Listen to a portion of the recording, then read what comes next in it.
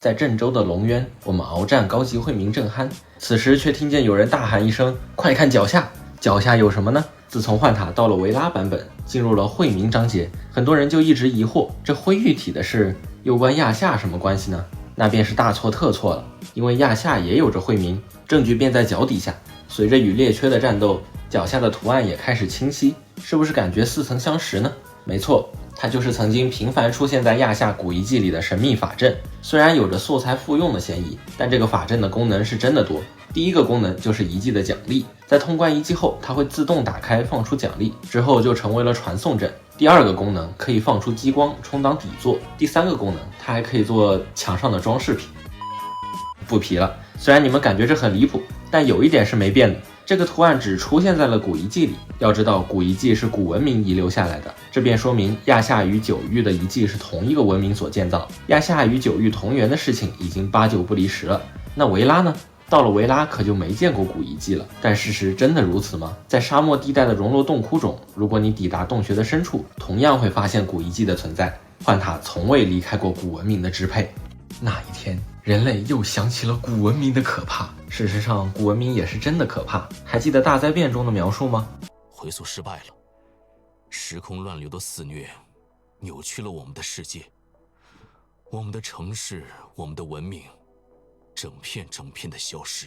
时空乱流肆虐，那么这个画面在哪里呢？没错，就在古遗迹里。小峰曾经说过，亚夏的古遗迹只是个传送门，一旦我们进入，就会被传送到亚夏的其他地区，这些地区便是古遗迹的所在。从周边景象能看出，这里曾经也有城市、桥梁与居民区，但如今都被时空乱流搅碎了。不过古遗迹却安然无恙。其实能证明亚夏与九域的不止这一个图案，还有这个图案。在九域，我们能看到这个巨蛋，其表面的图案一样在亚夏出现过，这便证明了至今的遗迹都是古文明修建的。如果九域的遗迹是为了封印惠民，那亚夏的遗迹又是为了什么呢？我们来观察一下九域的遗迹。如果不进入玄域空间，其实与亚夏的遗迹并无不同。在亚夏，我们也没有把遗迹都探索完了。像这种遗迹，只要在门后加一个玄域空间，那里面便同样有可能封印着惠民。马拉彗星后，惠民展开了大规模的袭击，但唯独黎州受损最弱。划重点，这里要考的，我们跟随米米去外面清除惠民。不得不说，郑州的御卫是真的恪尽职守，惠民近在眼前，还不忘了守桥的重任。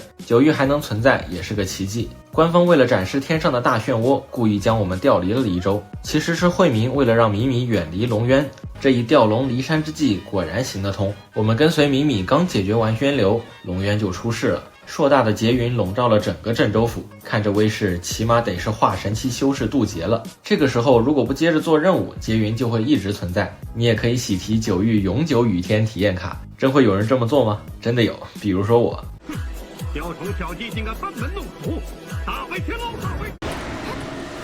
哎，好像可以放。皮这一下很开心。我们继续，等跟随米米赶到龙渊的时候，龙渊的门已经被干报废了，看坏掉的样子还是用蛮力破坏的。米米正要报告，却发现联络被中断了。怎么回事？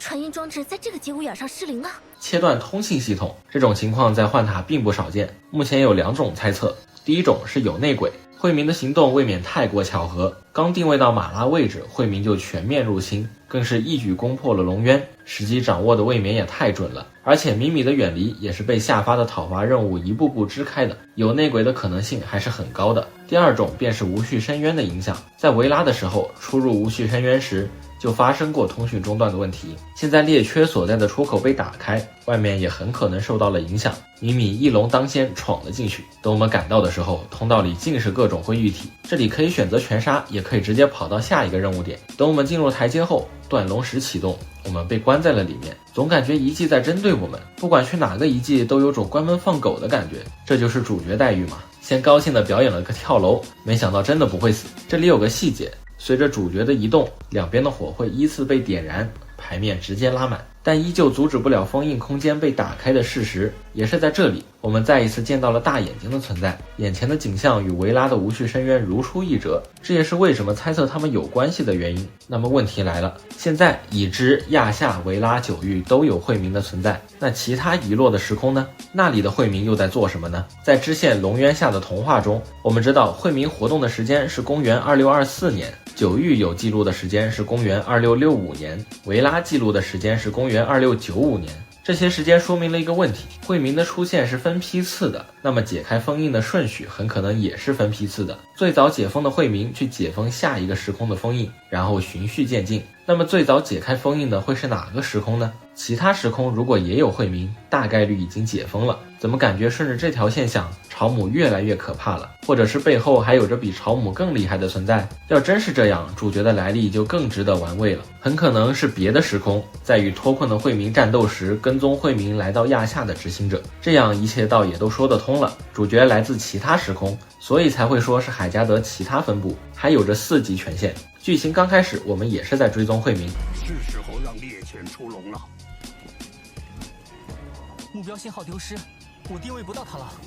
等等，又扯远了，让我们继续回到剧情。进入玄域空间后，幻塔向我们展示了无缝传送门技术，终于来到了大眼睛内部。说到大眼睛，在亚夏也有一些痕迹，就像是墙上的这些涂鸦，它们更像是图腾崇拜。难道亚夏还有着惠民的拥护者吗？虽然同样是大眼睛，但是这里与维拉的无序深渊相比，内部的结构截然不同。与海拉战斗的时候，我们没能看到他是怎么被封印的，但是猎缺是被链条绑住的。那么问题又来了，后面我们都知道男婴也是在这里的，还知道了猎缺的力量被黑蝴蝶封印了。那反过来想一下，猎缺如果没有被男婴封印，可以很轻易的挣脱锁链，但却一直被男婴压制着等我们到来，然后在战斗中才挣脱出来，又被压制能力与我们战斗。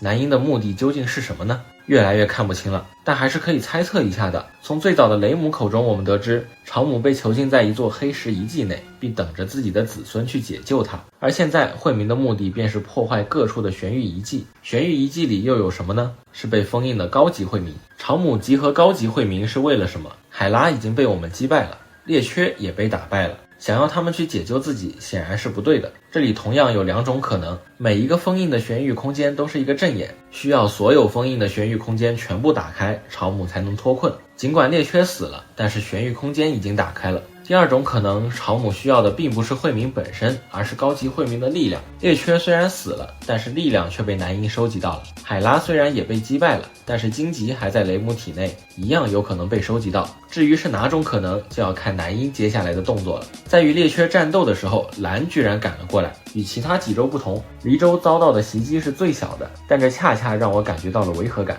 为此，小峰特意整理了一下目前为止关于黎州遗迹的资料，发现还真的有些不简单。在先导 PV 中，我们就已经看到男婴曾经袭击过这里，算上主线的袭击已经是2次了。黎州的遗迹外围还有着一些意义不明的封印，至今小峰还没能破解。感兴趣的可以自己截图看一下。在黎州玄域遗迹上方还有一处意义不明的能量团，其周围也有巨神兵一样的守卫。关于这里的守卫，我在想第3代10章会不会指的就是他们？除了以上的资料，还有便是黎州本身的存在。还记得9域的10章科技来自哪里吗？来自玄宫旧址的石碑，这才是古文明资料的来源。现在惠民在把我们的注意力向对州坎州转移，那黎州的问题就更大了。而且幻塔干这种事也不是第一次了。当我们在亚夏沃兰关闭最后一座元能塔时，却得知艾达之子全境出击，我们被派往了星岛，结果星岛上居然就有遗留的时空机器。所以剧情越不重视黎州遗迹，反而说明黎州遗迹可能隐藏巨大的秘密。